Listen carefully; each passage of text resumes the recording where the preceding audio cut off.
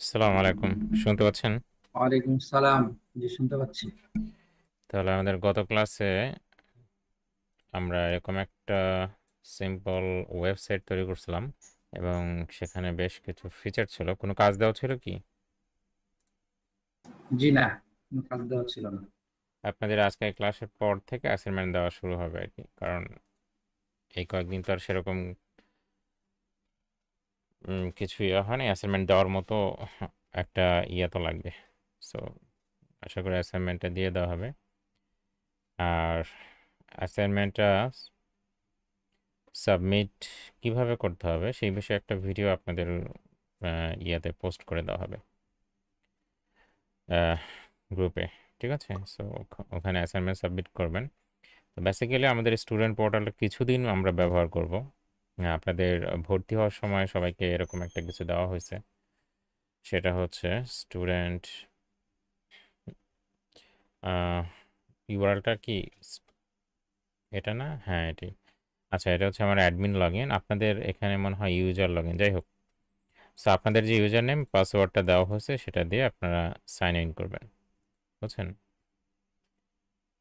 ওকে, আমার অ্যাডমিন পাসওয়ার্ডটা খেয়াল নাই, তাহলে আপনাদের একটু সমস্যা নেই।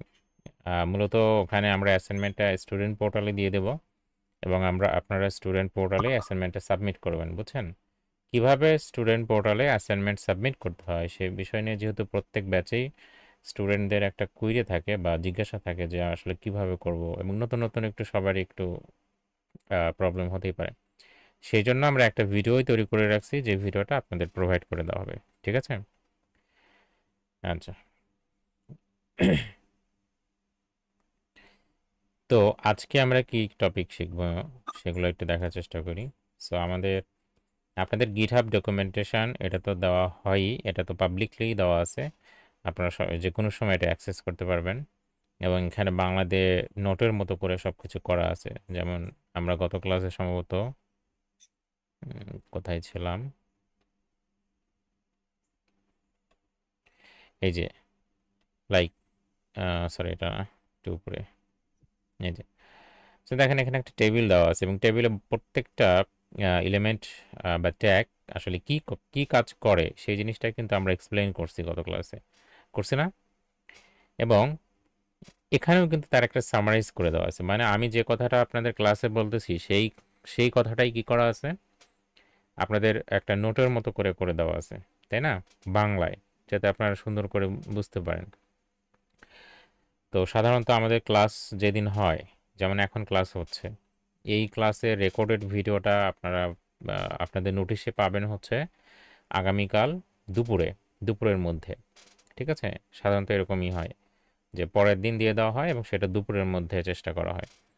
তো এতক্ষণ কি আপনারা বসে থাকবেন? জি না, বসে থাকবেন না। আপনারা এই যে ডকুমেন্টেশন দেখে দেখে প্র্যাকটিস করা শুরু করবেন, কারণ ডকুমেন্টেশনে সব কিছু দেওয়া আছে। তো প্র্যাকটিস করা শুরু করবেন। এরপরে ভিডিও যখন চলে আসবে তখন ভিডিও দেখবেন। হুম। এছাড়াও আপনাদের আমি হচ্ছে এখন থেকে ক্লাসে দেখা যায় কি যে যেভাবে আমি পড়াই, মনে করেন এটা একটা বোর্ড, ঠিক আছে? তো আমি যখন ক্লাসে হচ্ছে যে পড়াবো তখন বেশ কিছু অনেক কিছু জিনিস হয়তো আহ, আমি একে একে আপনাদের দেখাবো আমার ড্রয়িং প্যাডে।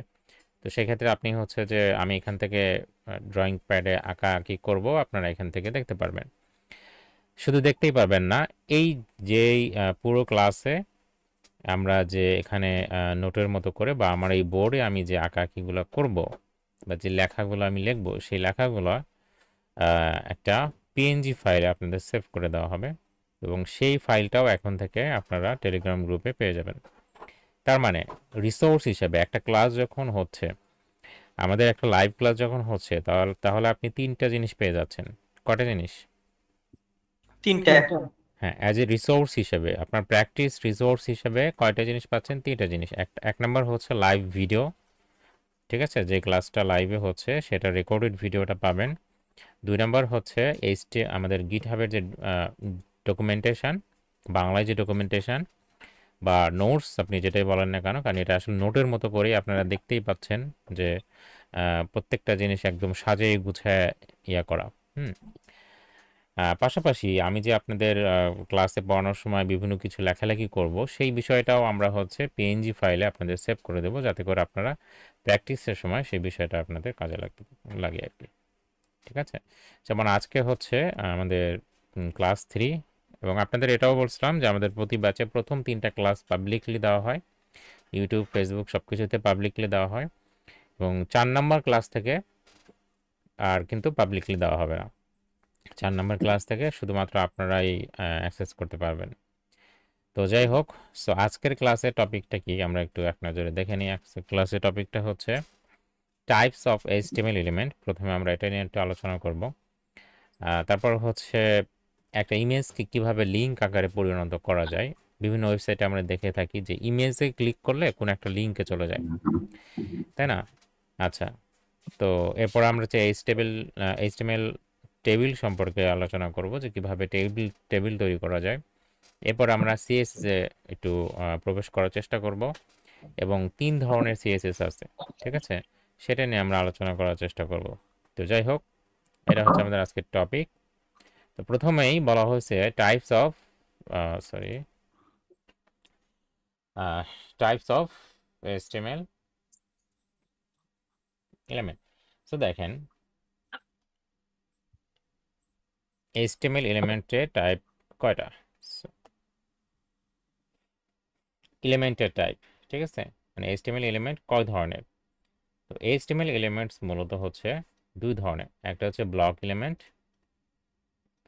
আর একটা হচ্ছে ইনলাইন এলিমেন্ট। ঠিক আছে, এখন কথা হচ্ছে ব্লক কোনটা ইনলাইন কোনটা, সেটা আমরা এখন একটু দেখার চেষ্টা করব। সো চলেন,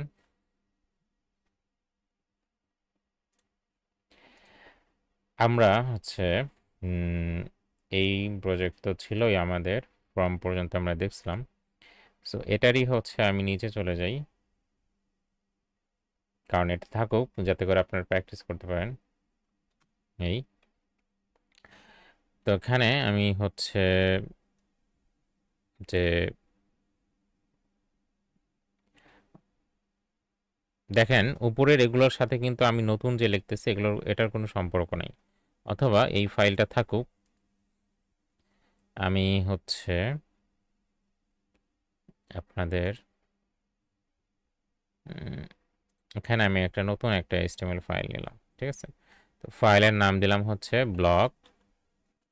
ব্লক ভার্সেস ইনলাইন, ঠিক আছে, বা ব্লক অ্যান্ড ইনলাইন, ঠিক আছে, .html।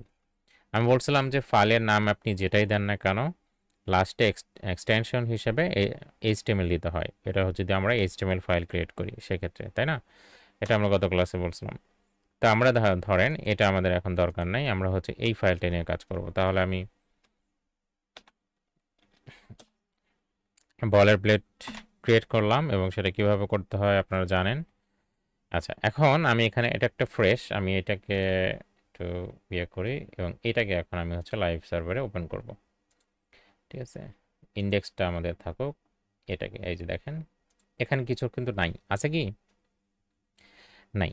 খেয়াল করেন আমাদের যে লোকাল সার্ভারের যে পোর্ট, এবং এই পোর্টের শেষে কিন্তু আমাদের এই ফাইলের নামটা চলে আসছে, তাই না? .html। সো এখানে কোনো কিছু নাই। এখন আপনার যদি মনে হয় আমি ওই আমাদের যে ইন্ডেক্স ফাইল, এই ফাইলে কি আছে আমি সেটা দেখতে চাই, তাহলে স্ল্যাশের পরে আপনি জাস্ট এই আপনার ফাইলের নামটা দিবেন আর কি, ইন্ডেক্স। হ্যাঁ, তাহলে দেখেন আগের মতো চলে আসে, তাই না? তো যাই হোক, আমাদের ফাইলের নাম যেটা ছিল আমরা সেটাতেই আসি। তো এখানে দেখেন আমাদের কিছু নাই, কারণ আমাদের বয়লার প্লেটে আমরা এখানে কোনো কিছু লিখিনি। কারণ আমরা জানি যে বডিতে, এই বডি এলিমেন্টের মধ্যে যেই কাজগুলো আমরা করি মূলত সেটাই আমাদের এখানে আউটপুটে চলে আসে, তাই না? ব্রাউজারে হচ্ছে আমাদের চলে আসে। তো আমরা তো এখানে কিছু লিখি নেই। তো আমি এখন একটা এলিমেন্ট লিখি, ধরেন এইসন, ঠিক আছে। তো এইসনের মধ্যে লিখলাম বাংলাদেশ, ঠিক আছে। সো বাংলাদেশ লেখাটা চলে আসলো। এখন আমি ধরেন এটাকে এটার ব্যাকগ্রাউন্ড একটা কালার দিব। তো কালার দেওয়া, ঠিক আছে? এই কালার দেওয়া এই কাজটা মূলত কার? সিএসএস। সিএসএস, তাই না? তো আমরা কিন্তু আজকের ক্লাসের মধ্যে দিয়ে সিএসএস এ প্রবেশ করব আস্তে আস্তে, ঠিক আছে? তো দেখেন এই কাজটা যেহেতু সিএসএস এর, এটা এইচটিএমএল এর কাজ না, সুতরাং আমরা কি করব, এখানে সিএসএস ব্যবহার করব। সিএসএস ব্যবহার করার জন্য যেটা করতে হয়, আমি মনে করেন বাংলাদেশ যে লেখাটা আছে এই লেখাটা রেড করতে চাই। এখন আছে কি বাই ডিফল্ট? না স্যার, বাই ডিফল্ট কি কালার আছে? কালো কালার, একটু গ্রিন টাইপের, কালো কালোর ভিতরে দেখা যায়। জি, পুরো কালো, ঠিক আছে, কোনো গ্রিন টাইপের পুরো না। কালো, yes, sir. হ্যাঁ, তো পুরো কালো হচ্ছে মানে ব্ল্যাক, সোজা কথা। এখন এটা হচ্ছে বাই ডিফল্ট থাকে, আপনি যদি কোনো কালার না দেন তাহলে বাই ডিফল্ট কোন কালার হয়? ব্ল্যাক হয় এইচটিএমএল এ। আর আপনি চাচ্ছেন যে এটাকে রেড করতে, তাহলে এই যে কালার করা, রং চং করা, বা ডিজাইন করা, এই পার্টটা বা এই দায়িত্বটা, এই রোলটা কার? এটাতে সিএসএস এর রোল, তাই না? আমরা প্রথম ক্লাসে এটা বলছিলাম। তো এটা যেহেতু সিএসএস এর রোল, তার মানে এটা কি আমরা কি দিয়ে করতে পারবো না? আমরা হচ্ছে এইচটিএমএল দিয়ে করতে পারবো না। সিএসএস সিএসএস হচ্ছে আপনি অনেকভাবে লিখতে পারেন, সেটা আমরা ক্লাসের শেষের দিকে আবার দেখব বিস্তারিত। আপাতত এখন একটা মানে দেখেন, উপায় দেখেন, মানে সিএসএস আমি একটু এখানে বলেই নিই। সিএসএস মূলত 3 ভাবে লেখা যায়, ঠিক আছে? 3 ভাবে বলতে 3টা জায়গায় লেখা যায়। সিএসএস কয়টা জায়গায় লেখা যায়? তিনটা জায়গায়। তো 3টা জায়গার একটা জায়গা বা একটা প্লেস বা একটা উপায়, সেই উপায়টা আমি আপনাদের এখন দেখাবো, ঠিক আছে? তাহলে আমরা 3টা জায়গায় বলতে পারি বা 3টা উপায়ও বলতে পারি যে সিএসএস লেখার উপায়টা কয়টা? তিনটা। 3টার মধ্যে একটা আমি এখন দেখাবো, সেটা কি? কোন এক যে আপনি যেটার মধ্যে স্টাইলিংটা করতে চাচ্ছেন, আমি চাচ্ছি যে এই সনের মধ্যে স্টাইলিংটা করতে, তাহলে আমি কি করব, ঠিক এইখানে একটা অ্যাট্রিবিউট নেব যার নাম দেব স্টাইল। সো আমরা গত ক্লাসে বলছিলাম যে অ্যাট্রিবিউট কি। তো অ্যাট্রিবিউট আমরা নিব, যে অ্যাট্রিবিউটের নাম কি হবে? স্টাইল। সো আমরা হচ্ছে যদি স্টাইল, এই যে স্টাইল, স্টাইল অ্যাট্রিবিউটের মধ্যে আপনি যখনই স্টাইল দেবেন ভিএস কোডে দেখেন আপনাকে কার্সরটা মাঝখানে নিয়ে গেছে। এবং আমরা এটা জানি যে সব সময় অ্যাট্রিবিউটের যে অ্যাট্রিবিউটের সিনট্যাক্সটা হচ্ছে কি রকম? দেখেন একটা নাম থাকবে, কিছু একটা নাম, সেটা স্টাইল হোক, এখানে যেমন চার সেট আছে, নেম আছে, এগুলো সবই কি অ্যাট্রিবিউট, তাই না? তো স্টাইলও হচ্ছে অ্যাট্রিবিউট। এখন অ্যাট্রিবিউটের পরে একটা ইকুয়াল সাইন থাকে এবং তারপরে একটা ডাবল কোটেশন থাকে। দেখেন তো এগুলো সব ক্ষেত্রেই কি একই রকম না? চার সেট, এটা এটা একটা অ্যাট্রিবিউট, কারণ এরপরে দেখেন একটা ইকুয়াল সাইন আছে এবং তারপরে ডাবল কোটেশনের ভিতরে কিছু একটা আছে। ডাবল কোটেশনের ভিতরে কি আছে এগুলো আমাদের দেখার বিষয় না, কিন্তু সিনট্যাক্সটা এরকমই কিন্তু। আর এই যে অ্যাট্রিবিউট, এই অ্যাট্রিবিউটটা আমরা সাধারণত আমাদের ট্যাগ হচ্ছে দুইটা, একটা হচ্ছে ওপেনিং ট্যাগ আর একটা হচ্ছে ক্লোজিং ট্যাগ। আমরা বলছিলাম গত ক্লাসে যে এই অ্যাট্রিবিউটটা সবসময় ওপেনিং ট্যাগে লিখতে হয়, তাই না? তাহলে দেখেন এই সনের আমরা কোন ট্যাগে লিখছি? ওপেনিং ট্যাগে কিন্তু লিখছি এই স্টাইলটা। যাই হোক, এই স্টাইলের একটা মানে আপনার সিএসএস এ অনেক প্রপার্টি আছে, বুঝছেন? শত শত হাজার হাজার প্রপার্টি আছে। তার মধ্যে একটা প্রপার্টি হচ্ছে কালার, ঠিক আছে? সিএসএস লেখার যে সিনট্যাক্স, সেই সিনট্যাক্স হচ্ছে, আমি যদি এখানে চলে যাই, তো সিএসএস লেখার সিনট্যাক্সটা হচ্ছে আপনি সিএসএস সিনট্যাক্স, এটা অবশ্য নোটেও আছে, মানে আমাদের যে ডকুমেন্টেশন সেখানেও আছে। তো এই সিনট্যাক্সে হচ্ছে আমাদের সিএসএস সিনট্যাক্সটা মূলত কিরকম? এরকম প্রপার্টি 75%, ওকে। মূলত সিএসএস লেখার সিনট্যাক্সটা হচ্ছে প্রথমে লিখতে হয় প্রপার্টি, প্রথমে কি লিখতে হয়? প্রপার্টি, এরপরে এরকম একটা কলন দিতে হয়, বুঝছেন? দুইটা দিয়ে যে দিতে হয় এই কোলন, কোলনের পরে হচ্ছে আপনার এই প্রপার্টির ভ্যালু, ঠিক আছে, ভ্যালু, ভ্যালু, এই যে প্রপার্টি এবং প্রপার্টির ভ্যালু এবং লাস্টে এভাবে সেমিকোলন দিতে হয়। তো এখন প্রপার্টি এবং প্রপার্টির ভ্যালু এই দুটো জিনিস দিতে হয়, এটা হচ্ছে নাম। এখন এইরকম প্রপার্টি কত আছে, আমরা বলছি যে শত শত হাজার হাজার প্রপার্টি আছে সিএসএস এ। তার মধ্যে এই হাজার হাজার প্রপার্টির মধ্যে একটা প্রপার্টি হচ্ছে কালার, ঠিক আছে, কি property, colour. So colour property, colour প্রপার্টির কাজ কি, কালার প্রপার্টির কাজ হচ্ছে টেক্সটকে কালার করা, বুঝছেন। তো কালার প্রপার্টির আমি যদি লিখি কালার যেহেতু একটা প্রপার্টি তাহলে এভাবে লিখতে হবে কালার প্রপার্টির নাম। তো এরপর আমার কোলন দিতে হবে এভাবে কোলন, এবং তারপরে হচ্ছে ভ্যালু। সো ভ্যালু হচ্ছে আমরা আমরা কি দিব, যেহেতু আমরা রেড করতে চাচ্ছি তাহলে রেড দিব, এই, বুঝছেন। আবার আপনি যদি হচ্ছে এরকম চান যে না আমার টেক্সটের কালার ব্লু না, আমি হচ্ছে সরি রেড না, আমি ব্লু করব, তাহলে আপনি এখানে ব্লু লিখতে পারেন, বুঝতে পারছেন। স্যার তাহলে আপনার কালার, টেক্সটের কালারটা কিন্তু এখন ব্লু হয়ে যাবে। সো এর লেখার সিস্টেমটা হচ্ছে এরকম যে প্রথমে প্রথমে যেটা দিতে হয় এটা হচ্ছে প্রপার্টি, আর পরেরটা হচ্ছে ওই প্রপার্টির ভ্যালু, বুঝছেন। আচ্ছা আমরা লিখি তাহলে বুঝতে পারবেন। আমরা চলে গেলাম এখানে। সো এইখানে আমি তাহলে কি দিব, কালার, কালার প্রপার্টির ভ্যালু আমি দিলাম রেড। সো দেখেন এটা কিন্তু রেড হয়ে গেছে, বুঝতে পারছেন। তাহলে এটাকে বলা হয় কি, প্রপার্টি, আর পরেরটাকে বলা হয় ওই Value. প্রপার্টির ভ্যালু। জি, তাহলে সিএসএস এ কালার হচ্ছে একটা প্রপার্টি আর রেড হচ্ছে ওই কালার প্রপার্টির একটা ভ্যালু। আর কালার প্রপার্টির ভ্যালু, মনে করেন কোনো একটা প্রপার্টির ভ্যালু কিন্তু একটাই হবে, বিষয়টা এরকম না যে কালার একটা প্রপার্টি আছে তার ভ্যালু যে শুধু রেডি হবে তা না। এখানে আপনি চাইলে ব্লু দিতে পারেন, তাহলে টেক্সটের কালার ব্লু আসবে। দেখেন আপনি যদি গ্রিন দেন তাহলে গ্রিন আসবে, ঠিক আছে। স্যার যে কালারটা দিবেন সেই কালারটাই আসবে। হ্যাঁ সেই কালারটাই আসবে। তো তাহলে আমরা এটা রেড দিলাম, তো এখানে রেড চলে আসলো। সো তার মানে আমরা জানলাম হচ্ছে যে কালার হচ্ছে একটা প্রপার্টি, প্রত্যেকটা প্রপার্টি একটা স্পেসিফিক কাজ করে, একটা নির্দিষ্ট কাজ করে। তাহলে প্রত্যেকটা প্রপার্টি কি করে, একটা নির্দিষ্ট কাজ করে, ঠিক আছে। আমাদের প্রত্যেকটা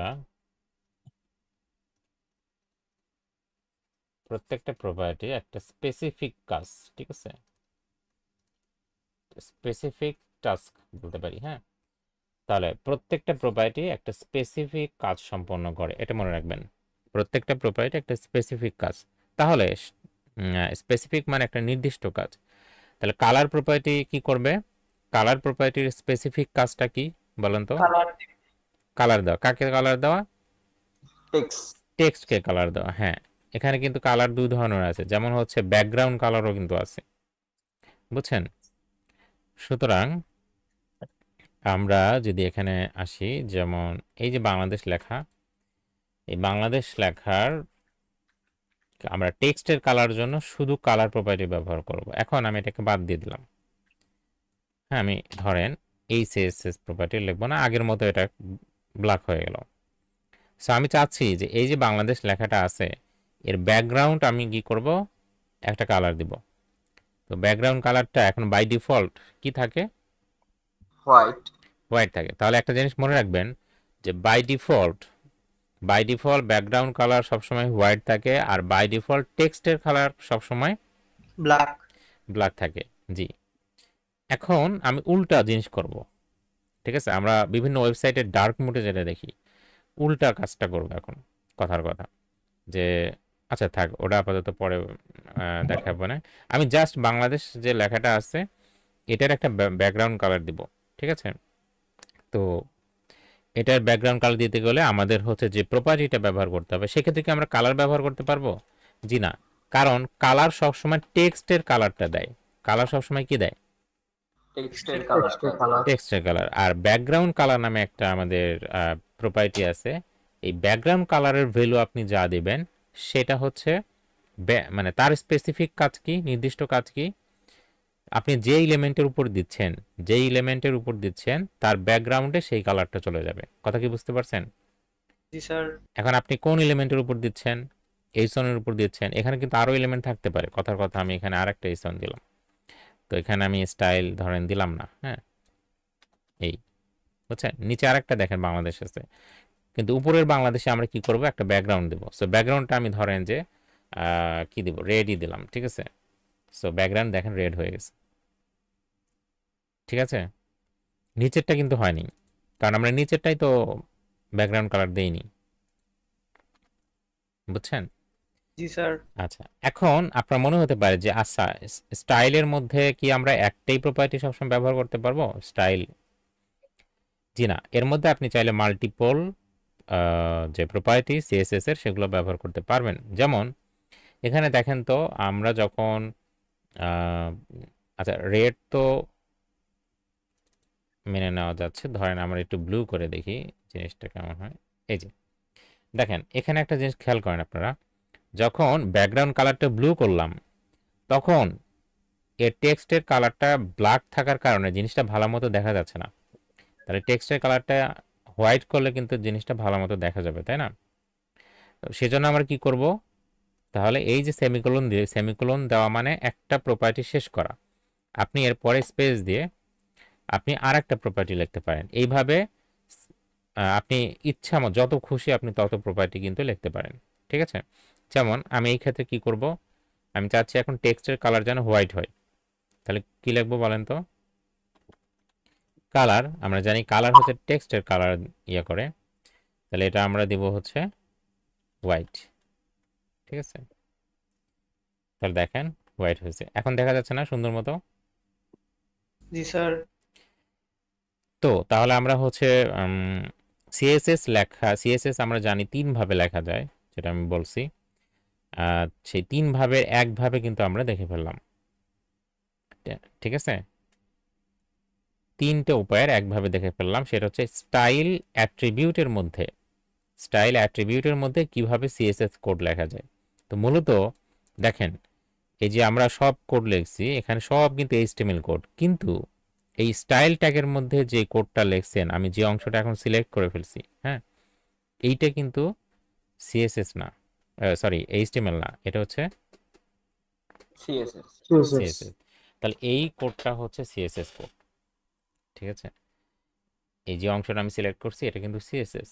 তার মানে এইচটিএমএল এর ভিতরে সিএসএসও কিন্তু লেখা যায়।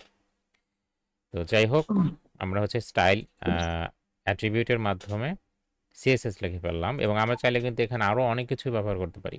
স্যার এইখানে ঠিক আছে, যে লেখা আছে যে ব্লু, এই ব্লুর পাশে যদি আমরা একটা আরেকটা কালারের নাম দেই, যেমন আমরা গ্রিন দিয়ে দিই, তাহলে সেক্ষেত্রে কি আসতে পারে? ব্লুর তো পাশে দিতে পারবেন না, ব্লুকে কেটে দিতে হবে, তাহলে সেক্ষেত্রে ব্যাকগ্রাউন্ড গ্রিন হবে। বুঝছি স্যার, তাহলে মানে একসাথে দুইটা কালার কি অ্যাড হবে না? জি না, একসাথে দুইটা কালার অ্যাড করা যায়, শুধুমাত্র সিএসএস এর মাধ্যমে করা যায়। এটা ব্যাকগ্রাউন্ড কালার না, সেটা হচ্ছে গ্রেডিয়েন্ট নামে একটা কনসেপ্ট আছে। এটা অনেক পরে আপনাদের ইয়েতে যদি দেখেন, চ্যাপ্টারে যদি চলে যান, তাহলে সিএসএস গ্রেডিয়েন্ট নামে একটা চ্যাপ্টার আছে। এই যে দেখেন, জি স্যার। চ্যাপ্টার 21, এখানে শিখতে পারবেন যে কিভাবে মাল্টিপল কালার ব্যাকগ্রাউন্ড হিসেবে দেওয়া যায়। বুঝছেন? তো আমরা স্টেপ বাই স্টেপ সবই শিখাবো ইনশাল্লাহ। আপাতত যখন যেটা দেখাবো সেটা দেখার চেষ্টা করবেন। যাই হোক, আমরা এখানে ছিলাম এবং আমরা হচ্ছে তাহলে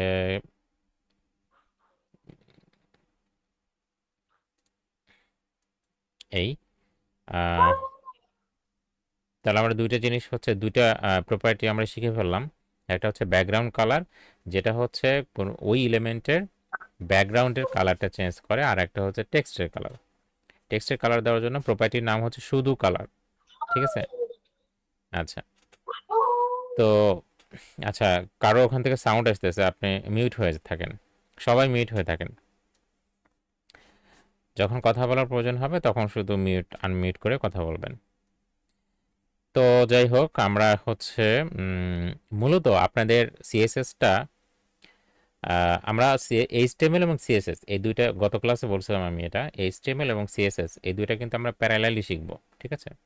কারণ একটার সাথে আর একটা বেশ ওতপ্রোতভাবে সম্পর্ক জড়ায় আছে, ঠিক আছে? কারণ এইচটিএমএল তো শুধু স্ট্রাকচার দিবে, ওই স্ট্রাকচারকে একটু আপনার স্টাইল করার জন্য তো আমাদের সিএসএস প্রয়োজন হবে, তাই না? তো এটা আর কি। একটা মিনিট।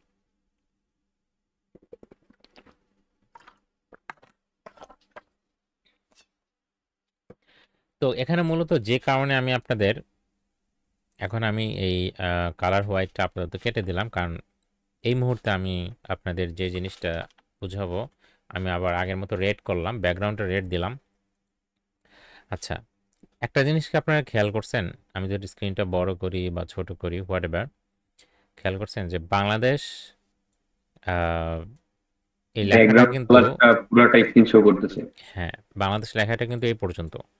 আপনারা যারা আমরা ভর্তি হওয়ার আগে ওই যে প্লে লিস্টটা দেখছেন তারা অলরেডি এই কনসেপ্টটা জানেন, আর না জানলেও সমস্যা নেই, আমি তো আবার বলতেইছি যে এই বাংলাদেশ লেখাটা কাভার করার জন্য তার কিন্তু এতটুকু অংশ কালার করলেই এনাফ ছিল, তাই না?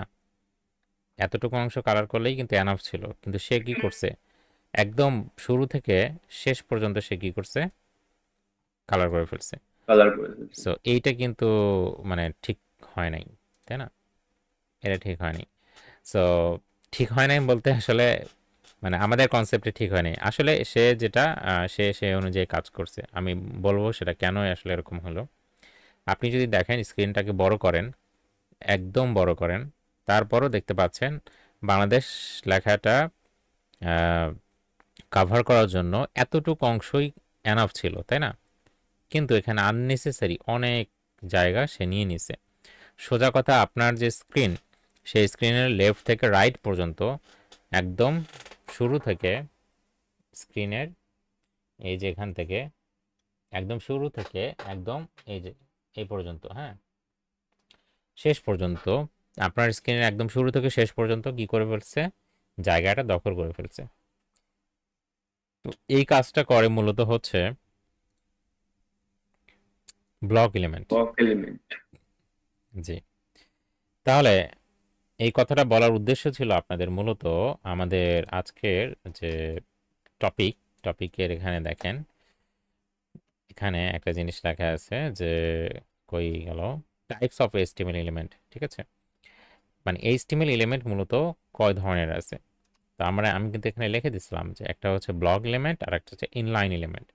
সো এইটা হচ্ছে ব্লক এলিমেন্টের একটা বৈশিষ্ট্য, বুঝছেন? তো এক একটা জিনিসের বৈশিষ্ট্য এক এক রকম। হাতির বৈশিষ্ট্য হাতির মতো, ঘোড়ার বৈশিষ্ট্য ঘোড়ার মতো, তাই না? হাতি কি ঘোড়ার মতো দৌড়াতে পারে? না, পারে না, ঠিক আছে?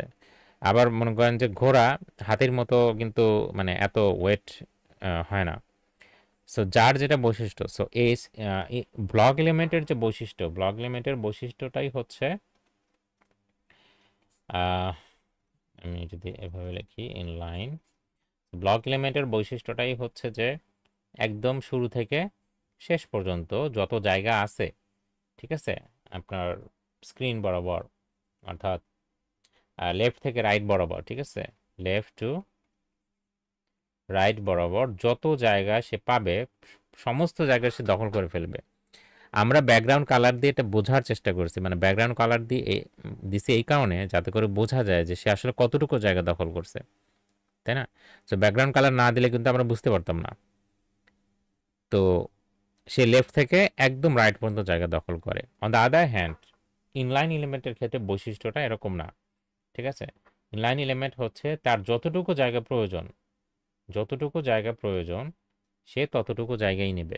যেমন এখানে আমরা দেখি পরের যে বাংলাদেশ, এই বাংলাদেশটাকে আমরা হচ্ছে এই সনের মধ্যে না লিখে আমরা এটাকে স্প্যানের মধ্যে লিখব, ঠিক আছে?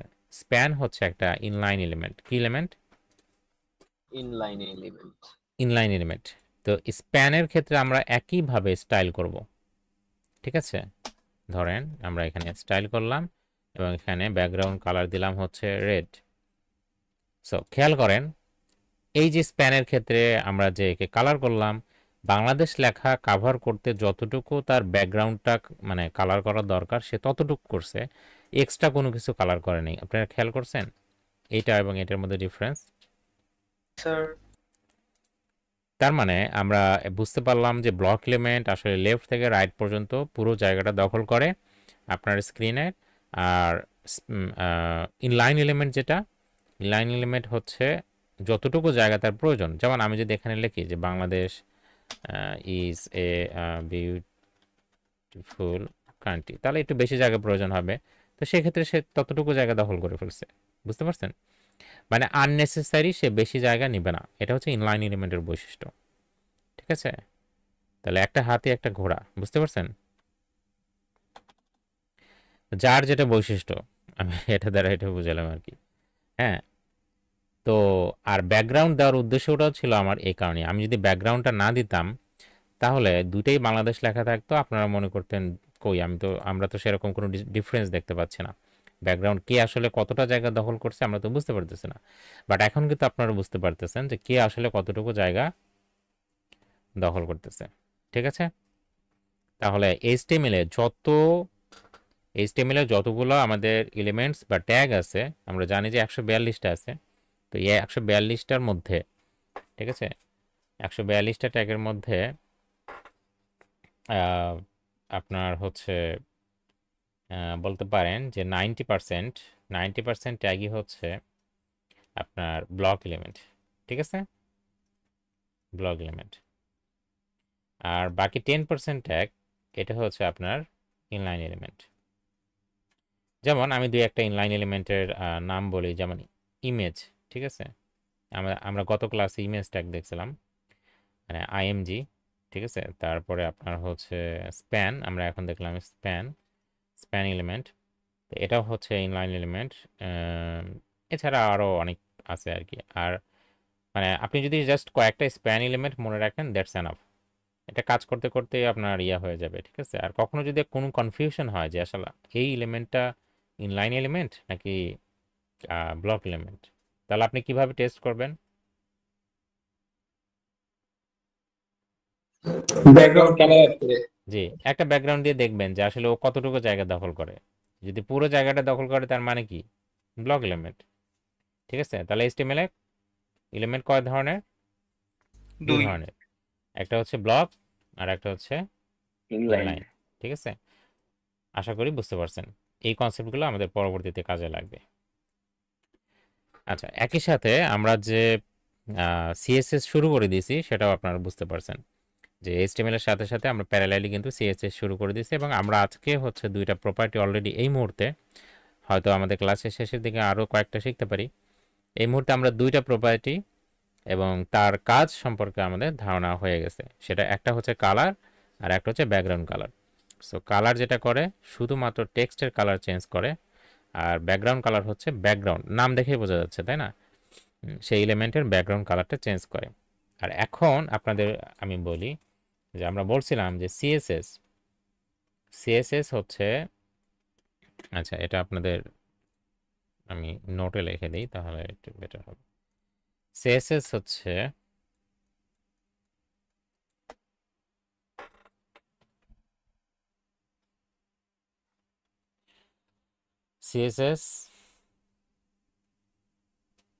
আমরা বলছিলাম কয় উপায় লেখা যায়? 3 উপায়ে। তিনটা উপায় বা তিনটা জায়গায়। ঠিক আছে? তাহলে তিনটা উপায়ই বলেন আর প্লেসই বলেন। ঠিক আছে? ওয়েস অর প্লেস। ঠিক আছে? তো যেটাই বলেন না কেন, সিএসএস আসলে মূলত তিনটা উপায়ে লেখা যায় অথবা তিনটা জায়গায় লেখা যায়। তো তার একটা হচ্ছে আপনার হচ্ছে ইনলাইন সিএসএস, আর একটা হচ্ছে ইন্টারনাল সিএসএস,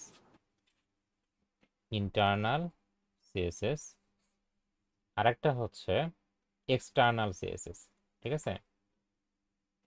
এক্সটার্নাল সিএসএস। তাহলে সিএসএস আপনি কোথায় লিখতেছেন এটার উপর ভিত্তি করে আমরা সিএসএস কে কয় ভাগে ভাগ করতে পারি? তিন ভাগে, একটা হচ্ছে ইনলাইন সিএসএস, একটা হচ্ছে ইন্টারনাল সিএসএস, একটা হচ্ছে এক্সটার্নাল সিএসএস। আমরা এতক্ষণ যে সিএসএসটা লিখলাম এটাকে বলা হয় ইনলাইন সিএসএস, বোঝা গেছে? এই যে এটা এটা হচ্ছে ইনলাইন সিএসএস, মানে স্টাইল ট্যাগের মধ্যে, ঠিক আছে? স্টাইল ট্যাগ বলতেছি, স্টাইল অ্যাট্রিবিউটের মধ্যে, স্টাইল অ্যাট্রিবিউটের মধ্যে, ঠিক আছে, যেই সিএসএসটা লেখা হয় তাকে বলা হয় ইনলাইন সিএসএস। তাহলে এটা কিন্তু আমাদের ইনলাইন সিএসএস, বোঝা গেছে? এগুলো হচ্ছে ইনলাইন সিএসএস। তাহলে একটা উপায় পাইলাম। এখন আরেকটা উপায় আমি শেখাবো, সেটা হচ্ছে ইন্টারনাল। কি নাম? ইন্টারনাল। পার্থক্যটা কিন্তু খুবই সূক্ষ্ম, এজন্য একটু ভালো করে খেয়াল করবেন। ইনলাইন সিএসএস এর ক্ষেত্রে আমরা জাস্ট যেই ট্যাগকে বা যেই এলিমেন্টকে স্টাইল করতে চাই তার ভিতরেই আমরা হচ্ছে স্টাইল অ্যাট্রিবিউটের মাধ্যমে আমরা সিএসএস কোড লিখি, তাই না? এটাই তো ইনলাইন, তো এভাবে লিখতে হয়, তাই না? তাহলে ইনলাইন সিএসএস আমরা কিভাবে লিখি? যেই এলিমেন্টকে আমরা স্টাইল করতে চাই বা যেই এলিমেন্টকে আমরা যেই এলিমেন্টে আমরা সিএসএস যোগ করতে চাই সেই এলিমেন্টের আমরা হচ্ছে ওপেনিং ট্যাগের মধ্যে স্টাইল অ্যাট্রিবিউটটা ব্যবহার করে তার মধ্যে আমরা সিএসএস লিখি, এটাকে বলা হয় ইনলাইন সিএসএস। এখন আপনি যদি এভাবে না লেখে, স্টাইল অ্যাট্রিবিউটের মধ্যে না লেখে স্টাইল ট্যাগের মাধ্যমে লেখেন, স্টাইল কিন্তু ট্যাগও আছে, বুঝছেন, বা এলিমেন্ট যেটা বলেন, তাহলে স্টাইল একটা তো আমাদের এটা অ্যাট্রিবিউট, আবার আরেকটা কি আছে?